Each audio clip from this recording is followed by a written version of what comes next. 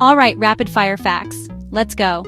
Today, I'm diving into one of the most complex and rarely discussed questions. What percentage of women have children mainly due to social pressure, but deep down don't actually want kids or even struggle to love them? This is about birth by obligation. And yeah, it's kind of taboo to talk about. Here's what we know. First, nearly 1 in 5 American women now ends her childbearing years without having children. That's up from just 1 in 10 in the 1970s. Why?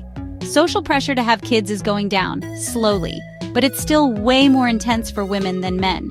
42% of women over 50 say they felt pressure to have children when they were younger. For men, it's just 27%. But here's the thing, there's almost no official data on how many moms actually regret having kids or feel forced into motherhood. Why?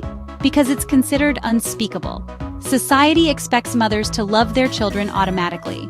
But some research from around the world hints that between 5 and 15% of mothers experience parental regret, meaning if they could go back, they wouldn't have kids. And for some, that regret is directly tied to social pressure, family culture, even government pushing the idea that motherhood equals success. But does regret mean women don't love their kids? Not always. It's more like they feel trapped by a role they never truly wanted.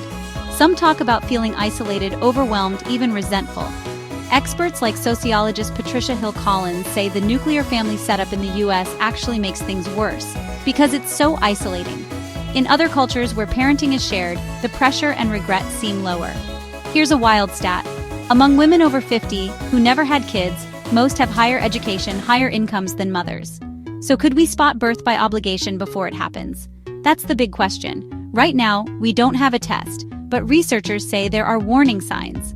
Expressing strong doubts about motherhood, saying they don't feel maternal, talking openly about pressure from family or society.